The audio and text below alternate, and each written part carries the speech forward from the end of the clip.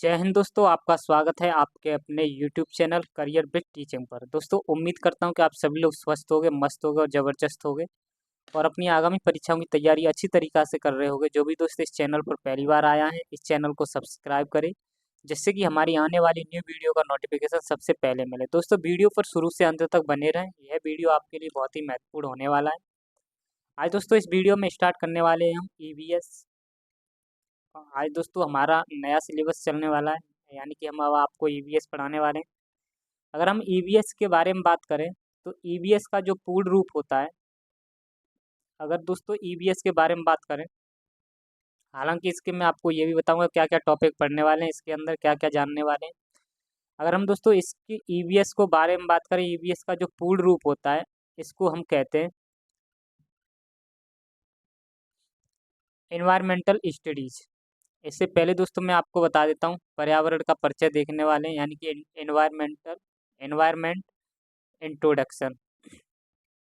EVS के बारे में हम बिल्कुल डिटेल के साथ दोस्तों एक एक पॉइंट के बारे में आपको डिटेल से बताएंगे और आपको वीडियो पर बने रहना है। इससे पहले हमने आपको जितने भी टॉपिक्स हैं, जैसे कि मैंने आपको हिस्ट्री के बारे में बताया और जियोग्राफी के बारे में बताया और आपको इकोनॉमिक्स के बारे में पढ़ाया, मैथ में भी आपको मैंने कुछ मैथ के बारे में भी बता रहा हूँ। और आज हम दोस्तों EVS पढ़ेंगे इस बारे लेक्चर में। अगर हम दोस्तों EVS के बारे में बात करें, EVS का जो पूर्ण रूप होता है, यानी कि EVS का जो पूर्ण रूप होता है वो आपका होता है, या आप ये भी कह सकते हो फुल फॉर्म ऑफ EVS, यानी कि EVS की जो फुल फॉर्म होती है वो आपकी एनवायरमेंटल स्टडीज़ कही जाती है। यानी कि EVS को हम क्या कहते हैं, एनवायरमेंटल स्टडीज़। उम्मीद करता हूँ कि ये पॉइंट आपको समझ में आया होगा। EVS को हम इंग्लिश में दोस्तों एनवायरमेंटल स्टडीज़ कहते हैं। और अगर हम दोस्तों इसका हिंदी में अर्थ हिंदी देखते हैं, हिंदी में इसको क्या कहते हैं EVS को, तो EVS को हम पर्यावरण अध्ययन के नाम से जानते हैं। तो आज हम पर्यावरण अध्ययन के बारे में बताने वाले हैं आपको, पर्यावरण के अध्ययन के बारे में हम पढ़ेंगे। अब थोड़ा इसका सिलेबस हम जान लेते हैं, क्या क्या इसका सिलेबस है। ये आपका दोस्तों EVS आपके कई सारे एग्जामों में पूछा जाता है, हालांकि मैक्सिमम एग्जामों में EVS के बारे में पूछ लिया ही जाता है कहीं ना कहीं, लेकिन ये दोस्तों आपके सुपर टेट और टेट वगैरह में बहुत इम्पोर्टेंस ही रखता है। सुपर टेट एग्ज़ाम हो गए और आपके जैसे मध्य बिहार के भी टीचिंग के जितने भी एग्ज़ाम हो गए उसमें भी आपका, और दोस्तों मध्य प्रदेश में जो आपके मध्य प्रदेश में है, कई स्टेट्स में ये EVS, कई सारे स्टेट्स में एग्ज़ामों में EVS के बारे में पूछा जाता है। यानी टीचिंग से रिलेटेड जितने भी आपके एग्ज़ाम होते हैं उसमें तो आपका EVS के बारे में पूछा ही जाता है। तो आज हम इसका सिलेबस देख लेते हैं दोस्तों, थोड़ा टॉपिक भी एक देख लेंगे।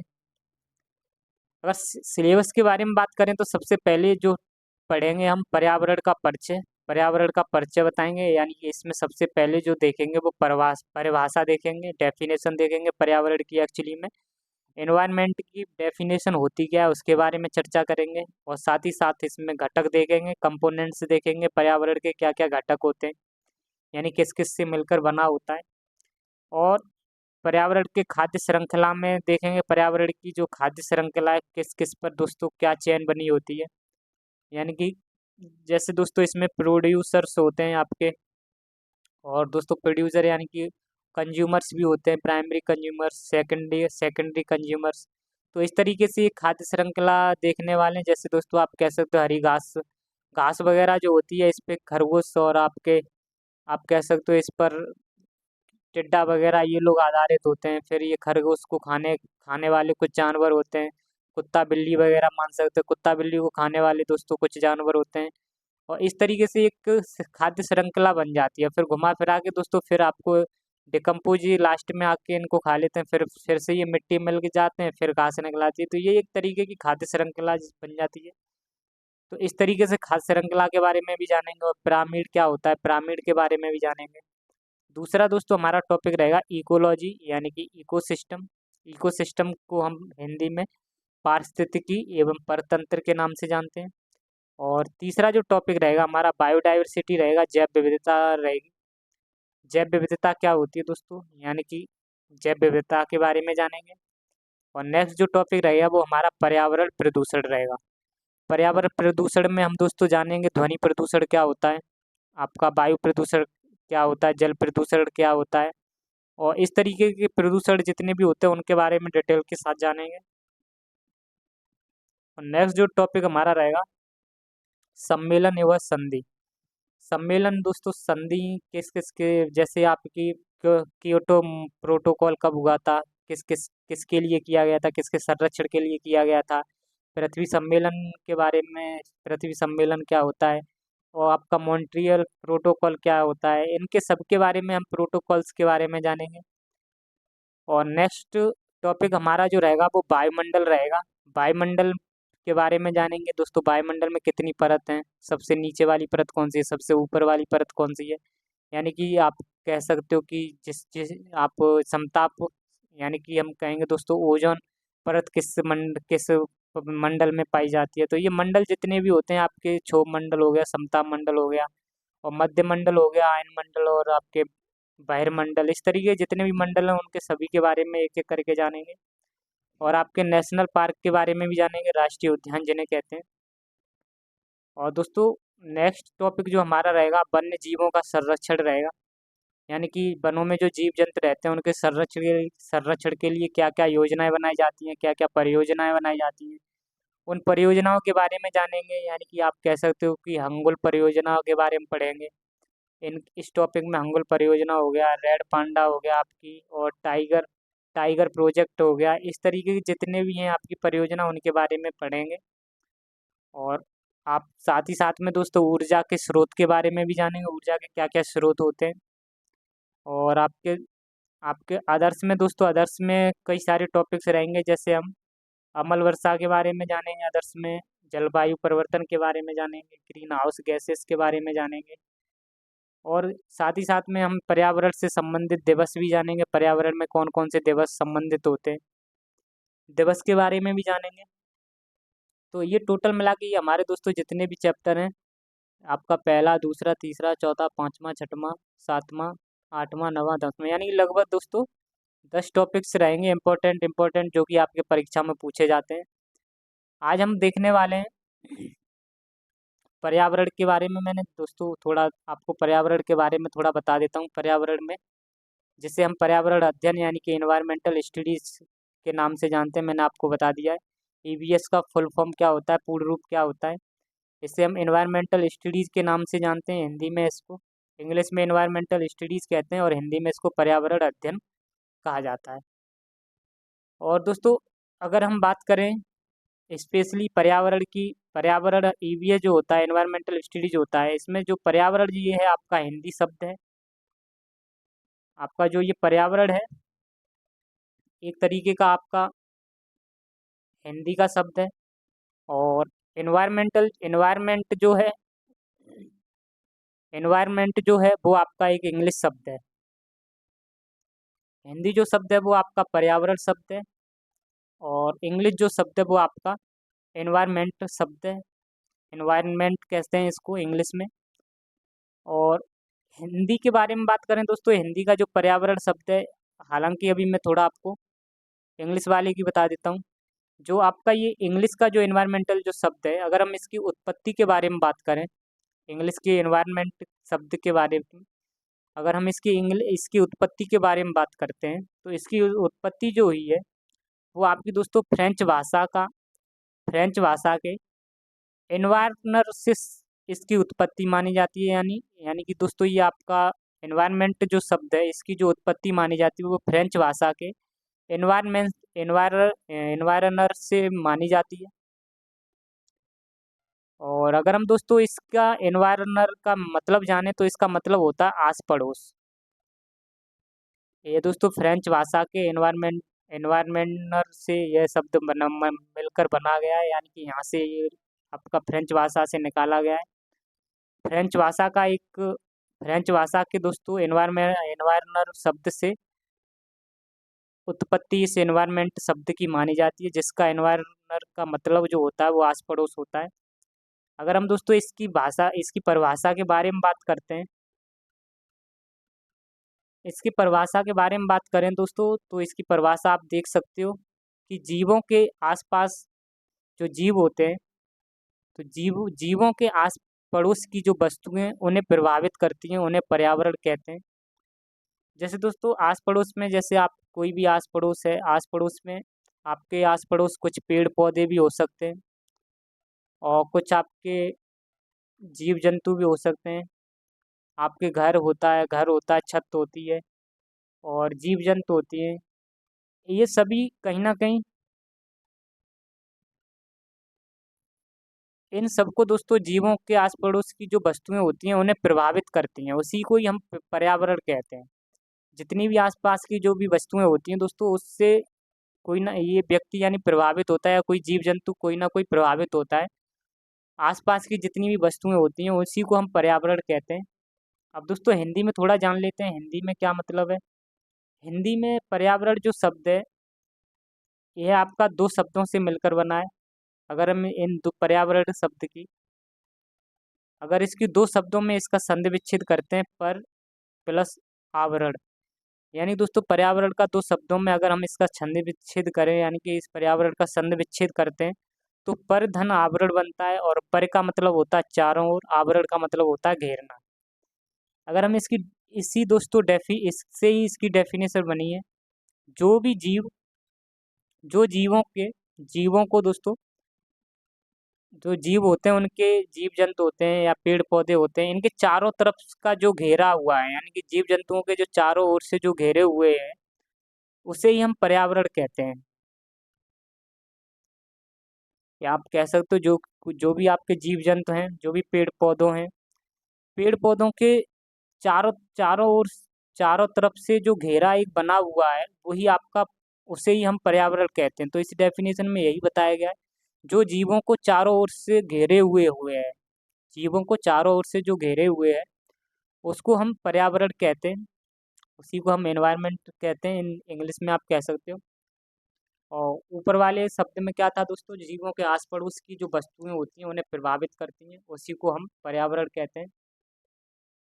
यानी दोस्तों आप कह सकते हो हमारे आसपास का, हमारे हमारे चारों ओर का, यानी कि हम ये हैं, यानी कि हमारे चारों ओर का जो परिवेश है, जो एरिया है, जो हमें प्रभावित करता है, जो हमें प्रभावित करता है, उसी को हम पर्यावरण कहते हैं, इस डेफिनेशन के अकॉर्डिंग। तो वही है, जीवों के आसपास, आस पड़ोस की वस्तुएं उन्हें प्रभावित करती हैं, उसे हम पर्यावरण कहते हैं। अब दोस्तों ये पर्यावरण जो है, पर्यावरण के अंदर जैविक, आपके पर्यावरण जो है, पर्यावरण के अंदर जैविक और आपके यानी कि अजैविक, दो प्रकार के कंपोनेंट शामिल किए गए हैं पर्यावरण के। जितने भी सभी, यानी कि जैविक को हम बायोटिक कहते हैं तथा अजैविक को हम अबायोटिक कहते हैं। इन घटकों का युग्म होता है, यानी कि आप कह सकते हो जैविक और अजैविक दोनों प्रकार के, दो प्रकार के कंपोनेंट से मिलकर बना है। एक कंपोनेंट्स आपका बायोटिक है, एक कंपोनेंट्स आपका अबायोटिक है। बायोटिक को जैविक कहते हैं, अबायोटिक को अजैविक कहते हैं। ये दो तरीके के घटक हैं दोस्तों। अगर हम बायोटिक के बारे में बात करें, जैविक के बारे में बात करते हैं, तो इसका मतलब होता है दोस्तों सजीव। इसका मतलब होता है सजीव। जैविक यानी बायोटेक का मतलब होता है सजीव, और अबायोटिक का जो मतलब होता है, यानी जिसे हम अजैविक कहते हैं, इसका मतलब होता है निर्जीव। और दोस्तों निर्जीव और सजीव क्या होते हैं। सजीव, सजीव के बारे में अगर हम बात करें, तो सजीव आप कह सकते हो जिनके अंदर वृद्धि और विकास होता है। सजीव वो चीज़ होती हैं दोस्तों, वो जो जिनके अंदर वृद्धि और विकास होता है, वृद्धि और विकास, और साथ ही साथ में जो सांस लेते हो, यानी कि जो श्वसन करते हो, उसको ही हम सजीव कहते हैं। सजीव वो होते हैं जिनमें वृद्धि देखने को मिले, विकास देखने को मिले, और साथ ही साथ में वो श्वसन भी करते हो, उसको हम सजीव कहते हैं। और निर्जीव क्या होते हैं दोस्तों, निर्जीव के अंदर ये तीनों चीज़ें नहीं होती हैं। वृद्धि, आपका विकास, और आपका ये श्वसन, ये तीनों चीज़ नहीं होती, तीनों नहीं होते हैं। ये पॉइंट आपको समझना है दोस्तों। जैसे अगर हम निर्जीव में बात करते हैं, जैसे कि ये लैपटॉप हो गया, आपके मोबाइल हो गए, चेयर हो गई, कुर्सी कह सकते हो, ये सभी की सभी कहीं ना कहीं निर्जीव है। ये सभी की सभी चीज़ें निर्जीव हैं, इनमें नहीं तो वृद्धि होती है, ना ही विकास होता है, ना ही ये चीज़ें श्वसन करती हैं, श्वसन लेते हैं। तो ये आपकी निर्जीव वस्तुएं हो गई, और ये आपके सजीव वस्तुएं हो गई, जिनमें आप कह सकते हो, आप सजीव वस्तुएं नहीं, ये कहो आप सजीव घटक हो गए ये आपके, और ये अजैविक घटक हो गए। अब दोस्तों पर्यावरण, नेक्स्ट पॉइंट के बारे में देखते हैं। पर्यावरण के जो संगठन है, जो घटक हैं, यानी ये कौन कौन से हैं, ये भी, इनके भी बारे में भी जान लेते हैं। संगठन कह सकते हो इनको, संगठक कहो या इसको दोस्तों घटक भी कह सकते हैं। संगठक कहो या घटक कह सकते हैं इन दोनों पर्यावरण के जो संगठक हैं। अब ये क्या होते हैं दोस्तों, संगठक जो होता है ये भी आपके दो प्रकार के होते हैं। संगठक जो होते हैं पर्यावरण के, ये भी दो प्रकार के होते हैं। एक तो आपके प्राकृतिक घटक होते हैं, एक तो आपके प्राकृतिक घटक होते हैं, यानी पर्यावरण के जो दो संगठक हैं, वो आपके प्राकृतिक घटकों से भी मिलकर बना होता है पर्यावरण, और आपके कृत्रिम घटक से भी मिलकर बना होता है। यानी कि संगठन, संगठक एक कहो या घटक को, यानी जिससे जो मिलकर बना होता है उसको, वो ही आपके घटक होते हैं। प्राकृतिक को हम नेचुरल कंपोनेंट्स कहते हैं, और प्राकृतिक घटक वो घटक होते हैं जो प्रकृति के द्वारा बनाए जाते हैं। प्रकृति के द्वारा बनाए गए घटकों को प्राकृतिक घटक कहते हैं। और दूसरे जो होते हैं घटक, वो आपके कृत्रिम घटक होते हैं, जिन्हें हम आर्टिफिशियल कंपोनेंट्स कहते हैं। कृत्रिम घटक क्या होते हैं, जो मानव द्वारा बनाए जाते हैं, जिसे हम मानव निर्मित कह सकते हैं, या मानव के द्वारा बनाए गए घटकों को हम कृत्रिम घटक कहते हैं। मानव के द्वारा बनाए गए, ये भी आपकी प्रकृति के द्वारा बनाए गए घटक प्राकृतिक घटक, और मानव के द्वारा बनाए गए घटक कृत्रिम घटक होते हैं। और ये दोस्तों, ये वाले घटक हम लोग तैयार करते हैं, ये जो घटक है वो प्रकृति तैयार करती है। अब प्राकृतिक घटक कौन कौन से होते हैं, इनके बारे में भी जान लेते हैं दोस्तों। प्राकृतिक घटक भी आपके दो प्रकार के होते हैं। प्राकृतिक घटक जो होते हैं, यह भी दो तरह के घटक होते हैं। यह भी दो तरह के घटक होते हैं। पहले बात करता हूँ, जैविक घटक होते हैं, जिन्हें हम बायोटिक कहते हैं। और दूसरे जो होते हैं वो अजैविक होते हैं, जिन्हें हम अबायोटिक घटक कहते हैं। जैविक घटक सजीव होते हैं, और अबायोटिक घटक, जो अजैविक होते हैं, वो आपके निर्जीव होते हैं। जैविक सजीव होते हैं, अजैविक निर्जीव होते हैं। ये दोनों जो ये दोनों जो शामिल हैं, वो आपके प्राकृतिक घटक में आते हैं। और दोस्तों प्राकृतिक घटक आपके ये दो तरीके के होते हैं, जैविक घटक और आपके अजैविक घटक। अब इनके अंदर क्या क्या शामिल होता है वो भी देख लेते हैं। जैविक घटक के अंदर जो जो शामिल होता है, जैसे आपके, मैंने आपको बताया था, जैविक घटक में वृद्धि होती है, विकास होता है, श्वसन होता है। और इनमें आपका ना तो वृद्धि होती है, ना इसमें दोस्तों विकास होता है, ना ही इसमें श्वसन होता है। आप यहाँ पर देख सकते हो, जैसे मैं लिख दे रहा हूँ, ना तो वृद्धि होती है, और ना ही यहाँ पर दोस्तों विकास देखने को मिलता है, और ना ही यहाँ पर श्वसन देखने को मिलता है। यहाँ आपकी वृद्धि भी होती है,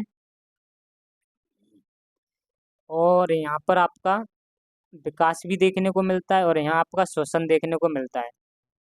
अब दोस्तों इसमें क्या क्या शामिल है जैविक घटक में। पहला तो आपका प्लांट्स आएगा, जो कि जिन्हें हम पेड़ पौधे कहते हैं।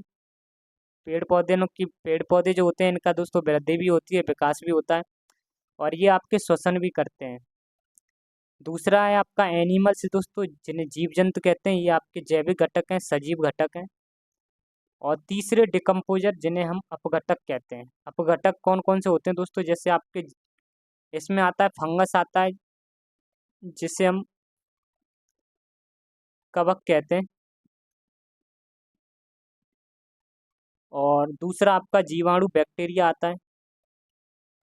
ये डिकम्पोजर्स आते हैं दोस्तों। इनका काम क्या होता है, जैसे कि जब कोई भी ये जो दोनों पेड़ पौधे, और ये आपका पेड़ पौधे और आपके जीव जंतु जब ये मर जाते हैं, तो इनमें इनमें दोस्तों आपके माइक्रोऑर्गेनिज्म टाइप के सूक्ष्म जीव पड़ जाते हैं, यानी सूक्ष्म जीव लग जाते हैं। वो इनको दोस्तों पूरा खा खा के इनको ख़त्म कर देते हैं, यानी डिकम्पोज कर देते हैं। फिर ये दोस्तों ये मिट्टी में मिल जाते हैं। फिर ये दोस्तों जब मिट्टी में मिल जाते हैं, फिर से ये पेड़ पौधे बन जाते हैं आपस में। तो यही सर्कल चलता रहता है। जैसे आपको मान के चलो, कोई कुत्ता या बिल्ली जब मर जाती है, तो कुत्ता बिल्ली के मर जाने के बाद इसके अंदर छोटे छोटे से माइक्रोऑर्गेनिज्म यानी सूक्ष्म जीव लग जाते हैं, कीड़े लग जाते हैं। और उनको ये दोस्तों जीवाणु, ये फंगस टाइप के, ये जो डिकम्पोजर्स होते हैं, अपघटक जो होते हैं, ये उनको खाते हैं। इस मांस को, यानी कुत्ता जो मर जाता है, इसको ये सूक्ष्म जीव ये खाते हैं। और खा खा कर दोस्तों इसको क्या कर देते हैं, पूरा डिकम्पोज कर देते हैं।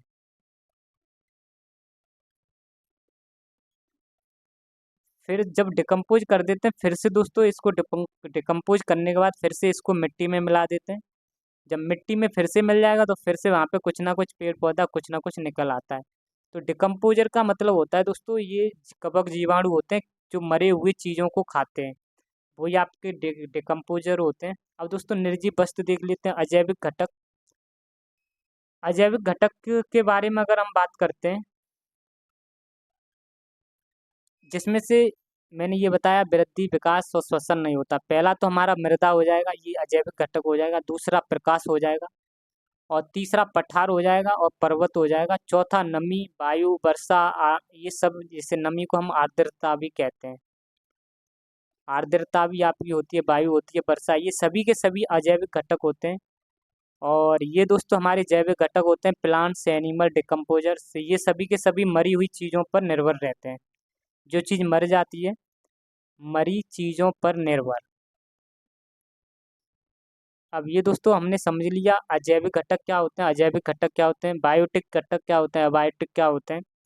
मृदा में कहीं ना देख सकते हो, ना वृद्धि होती है, ना दोस्तों इसमें विकास, ना श्वसन होता है। प्रकाश में पठार, पर्वत, ये सभी के सभी दोस्तों आपके अजैविक घटक हैं। अब दोस्तों मानव के द्वारा क्या क्या बनाए जाते हैं, मानव के द्वारा बनाए गए कुछ घटक होते हैं। जैसे मानव आपका बांध बनाते हैं, जिन्हें हम डैम कहते हैं। आपके दोस्तों धर्म, जाति वगैरह, ये सभी के सभी मानव ने ही बनाई हैं। जातियाँ, धर्म, जाति, ये सभी सब। और दोस्तों जितनी भी संस्कृति हैं, ये सभी उद्योग हो गए, आपके उद्योगों को, जितने भी इंडस्ट्री हैं दोस्तों, टेलीकॉम हो गई, आपकी बैंकिंग इंडस्ट्री हो गई, जितनी भी इंडस्ट्री हैं वो सभी की सभी मानवों ने बनाई है। सड़क है दोस्तों, नेशनल हाईवे, स्टेट हाईवे, और ये दोस्तों जितने भी आपके हाईवे हैं, वो सभी के सभी आपके मानव के द्वारा बनाए गए हैं। और आपके दोस्तों भवन हो गए, भवन निर्माण, जितने भी दोस्तों आपकी इमारतें हैं, जितनी बड़ी बड़ी बिल्डिंग्स हैं, आपके जितने भी धरोहर्स हैं, वो सभी की सभी मानव के द्वारा बनाई गई हैं। चाहे आपका ताजमहल, लाल किला, जितने भी दोस्तों बड़ी बड़ी धरोहर हैं, ऐतिहासिक धरोहर हैं, वो सभी की सभी आपके मानवों के द्वारा ही निर्मित की गई हैं। इसलिए ये कृत्रिम घटक होते हैं। और ये कृत्रिम घटक और प्राकृतिक घटक दोस्तों किसके अंदर आते हैं, पर्यावरण के संगठक हैं। पर्यावरण के संगठक आपके प्राकृतिक घटक और मानव निर्मित घटक ये होते हैं। अब दोस्तों नेक्स्ट पॉइंट है, हम नेक्स्ट पॉइंट के बारे में जानते हैं, पर्यावरण के तत्व, यानी कि एलिमेंट्स ऑफ एनवायरमेंटल स्टडीज, यानी कि पर्यावरण के कुछ तत्व देख लेते हैं। तत्व का क्या मतलब होता है दोस्तों, तत्व यानी कि आप कह सकते हो, जो पर्यावरण है, पर्यावरण किन किन चीज़ों से मिलकर बना है।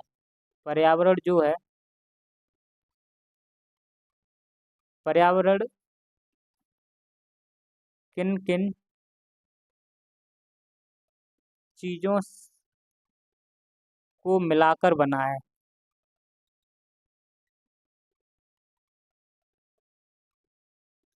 अब ये दोस्तों हमको देखना है पर्यावरण किन किन चीज़ों को मिलाकर बना हुआ है। अगर हम दोस्तों बात करते हैं पर्यावरण किन किन चीज़ों को मिलाकर बना है, तो बात करते हैं तो दोस्तों ये है आपके चार चार ऐसे फैक्टर हैं, चार फैक्टर्स ऐसे हैं जिनसे मिलकर ये आपका पर्यावरण का निर्माण हुआ है। पर्यावरण के अंदर दोस्तों, इसके अंदर चार फैक्टर आते हैं। पहला तो हमारा वायुमंडल आता है, दूसरा स्थलमंडल आता है, तीसरा दोस्तों जलमंडल आता है, और चौथा हमारा जैव मंडल आता है। ये चारों के चारों दोस्तों आपके जो घटक हैं, चारों के चारों जो तत्व हैं, इन चारों तत्वों से मिलकर आपका ये पर्यावरण बना हुआ है। ये पॉइंट आपको समझ में आया होगा दोस्तों।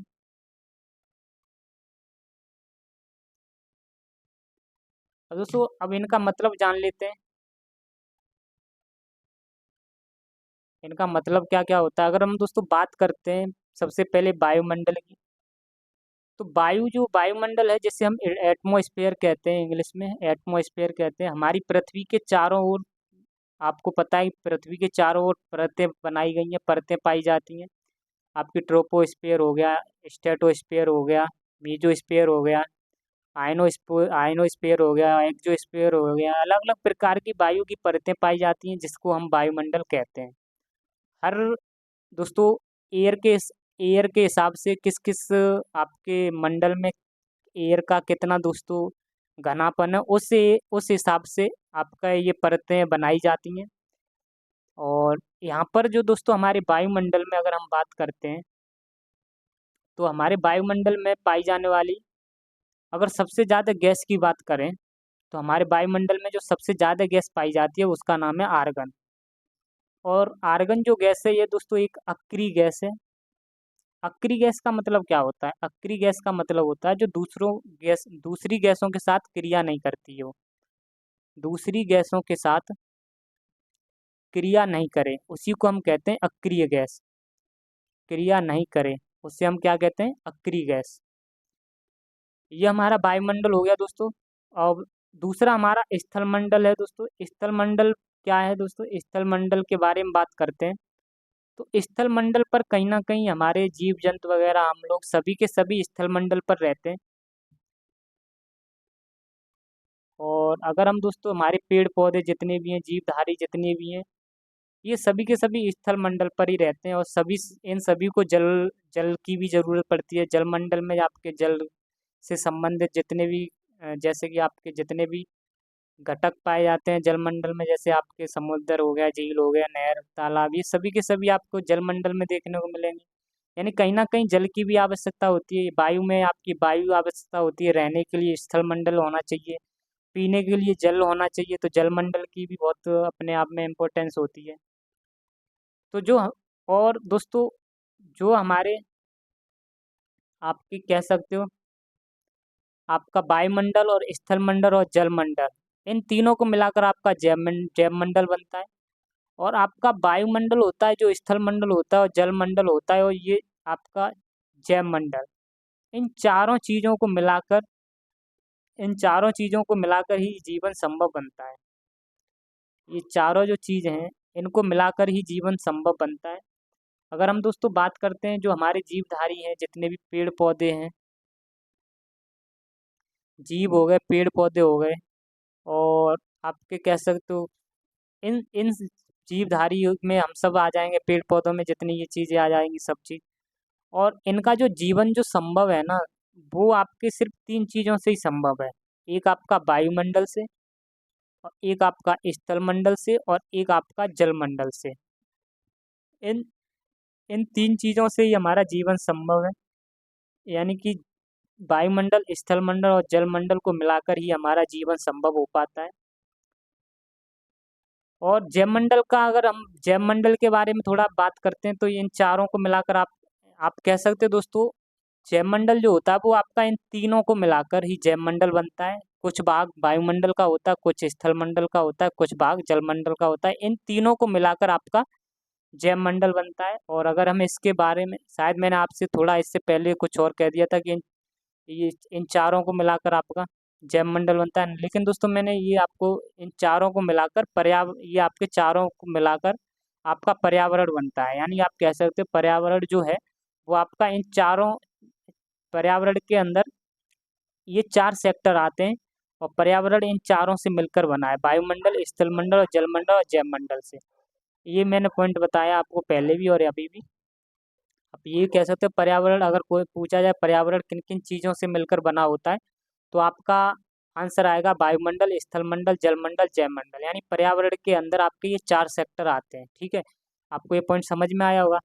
अब दोस्तों बात करते हैं हम आपका ये जो जैवमंडल है, जैवमंडल के बारे में बात करते हैं, तो दोस्तों यहाँ पर आपके जीवधारी जीवित रह सकते हैं जैवमंडल में भी, क्योंकि जैवमंडल में ये तीनों चीज़ आती हैं, तो फिर यहाँ पर हमारे जीवधारी जितने भी हैं वो आपके यहाँ जीवित रह सकते हैं। अब दोस्तों स्थलमंडल जो था इसके बारे में थोड़ा बात कर लेते हैं। ये आपका किस किस से मिलकर बना है ये थोड़ा देख लेते हैं। ये क्रस्ट से मिलकर बना हुआ है, और ऊपरी मेंटल है। यानी कि दोस्तों हमारी जो पृथ्वी है, ऊपर के जो भाग है वो आपका क्रस्ट, यानी पृथ्वी का थोड़ा एक टुकड़ा अगर निकाल लेते हैं, तो यहाँ से जो पृथ्वी का जो कुछ भाग है आपका क्रस्ट और मेंटल और आपका कोर, ये हमारी दोस्तों क्रस्ट हो जाएगी, ये मेंटल हो जाएगा, नीचे का कोर हो जाएगा। तो मेंटल भी दो पार्ट में डिवाइड है। तो मेंटल का ऊपर वाला भाग जो होता है वो आपका इस लिथोस्फीयर में आ जाता है, काउंट किया जाता है। तो इसलिए कह सकते हैं जो पृथ्वी का पृथ्वी जो स्थलमंडल जो बना होता है वो क्रस्ट और ऊपरी मेंटल का बना होता है। यानी कि ऊपरी मेंटल का जो भाग होता है वो थोड़ा ठोस होता है। तो यही आपका क्रस्ट और ऊपरी मेंटल से को हम पृथ्वी का भारी ठोस भाग मानते हैं। ये पृथ्वी का जो भारी ठोस भाग होता है उसी को हम स्थलमंडल के नाम से जानते हैं। उम्मीद करता हूँ कि आपको यह पॉइंट समझ में आया होगा। और जैवमंडल, अब दोस्तों थोड़ा जैवमंडल के बारे में थोड़ा डैम बता देते हैं आपको, क्या क्या बताएं इसमें देखना है। जैवमंडल को हम इंग्लिश में बायोस्फीयर कहते हैं, यानी कि इसे हिंदी में जैवमंडल कहते हैं। अब जैवमंडल जो होता है वो आपका 3 चीज़ों से मिलकर बना होता है। आपका हो गया यानी कि आप कह सकते हो एटमॉस्फेयर जिसे हम वायुमंडल कहते हैं, लिथोस्फीयर जिसे हम स्थलमंडल कहते हैं, और आपका हाइड्रोस्फीयर जो कि आपका जलमंडल कहलाता है। यानी कि इन तीनों तीनों का जो मिश्रित क्षेत्र होता है, यानी कि इन तीनों का जो दोस्तों मिश्रित क्षेत्र होता है उसको ही हम कहते हैं, उसी क्षेत्र को हम कहते हैं जैवमंडल। यानी कि ये आपका जलमंडल, स्थलमंडल, वायुमंडल, इन तीनों का जो मिश्रित क्षेत्र है आपका ये वाला जो मिश्रित क्षेत्र है जहाँ ये तीनों चीजें मिलती हो, आपका जलमंडल भी मिलता हो और आपका स्थलमंडल भी मिलता हो और ये आपका वायुमंडल भी मिलता हो, उसी को हम कहते हैं जैवमंडल। इसी को हम क्या कहते हैं, जैवमंडल, यानी कि बायोस्फीयर। आपको यह पॉइंट समझ में आया होगा। अगर दोस्तों जैवमंडल में आपका ये जल आता है, क्योंकि जल को हम सभी जानते हैं कि जल ही जीवन है। तो जल जीवन है, तो इसलिए आपका एक ये भाग, ये फैक्टर, ये इससे मिलकर आपका बायोस्फीयर में आएगा ये जब जलमंडल। और इसके इधर आपका स्थल मंडल है। स्थल मंडल पर आपके जीव जंतु, पेड़ पौधे, ये इन सबको कहीं ना कहीं जल की जरूरत होती है। और मिट्टी की कहीं ना कहीं हम, यानी कि जीव जंतु जो रहते हैं उनको रहने के लिए भी जरूरत पड़ती है, जल की भी जरूरत पड़ती है। अब दोस्तों ये पेड़ पौधे जो जीव जंतु रहेंगे कहीं ना कहीं अपने भोजन, ये सभी अपना भोजन बनाते हैं। यानी पेड़ पौधे जो होते हैं वो आपका प्रकाश संश्लेषण से भोजन बनाते हैं। और और आप कह सकते हो दोस्तों पेड़ पौधे जो होते हैं वो जड़ों के माध्यम से जल और खनिज लवणों को लेते हैं। और वायुमंडल में दोस्तों कहीं आप कह सकते हो वायुमंडल में CO2 है। CO2 गैस को ये अपने पेड़ पौधे यानी कि एक तरीके से खाने के रूप में लेते हैं। और इसलिए आप कह सकते हो दोस्तों, इसलिए इसलिए हम इन तीनों का जो एक दोस्तों इनके अंदर जो एक अम, कह सकते हो एक मेन जो क्षेत्र है, यानी कि इसको हम क्या कह सकते हैं दोस्तों, जो यहाँ पर ये तीनों क्षेत्र मिलते हों, यानी कि ये तीनों जो चीज़ें ये जहाँ मिलती हैं वहाँ पर आपका जीवन संभव होता है। उसी को हम जैवमंडल, यानी कि आप बायोस्फीयर कहते हैं। यानी जहाँ पर ये तीनों चीज़ें मिल जाती हैं, जलमंडल, स्थलमंडल और वायुमंडल, उसी को हम बायोस्फीयर यानी कि जैवमंडल के नाम से जानते हैं। अगर दोस्तों ये तीनों चीज़ें नहीं होगी तो वहाँ पर जीवन आपका पॉसिबल ही नहीं होगा। और जहाँ पर ये तीनों चीज़ें मिल जाती हैं, जहाँ पर ये तीनों चीज़ें मिल जाती हैं वहाँ पर ये आपका जैवमंडल कहलाता है। वहीं पर आपका जीवधारियों का, यानी पेड़ पौधों का जीवन भी संभव हो पाता है। उम्मीद करता हूँ कि यह पॉइंट आपको समझ में आया होगा। आपका दोस्तों जो आपका ये पृथ्वी है, पृथ्वी से 10 किलोमीटर तक ऊपर ऊपर का क्षेत्र और आपका 10 किलोमीटर नीचे का क्षेत्र ही आपका जैवमंडल में काउंट किया जाता है। ये पॉइंट आपको ध्यान रखना है। 10 किलोमीटर का ऊपर का क्षेत्र पृथ्वी से और 10 किलोमीटर का नीचे का क्षेत्र, ये आपका जैवमंडल में काउंट किया जाता है। और यही डेफिनेशन लिखिए दोस्तों, पृथ्वी का वह भाग जहाँ पर जीव जंतु का जीवन संभव होता है उसी को हम जैवमंडल के नाम से जानते हैं। उम्मीद करता हूँ कि आपको यह दोस्तों वीडियो पसंद आई हो। अगर वीडियो पसंद आई हो तो वीडियो को लाइक ज़रूर करें और चैनल को सब्सक्राइब जरूर करें। और मिलते हैं आपसे नेक्स्ट वीडियो में। आज के लिए इतना ही। जय हिंद, जय भारत, जय माँ सरस्वती।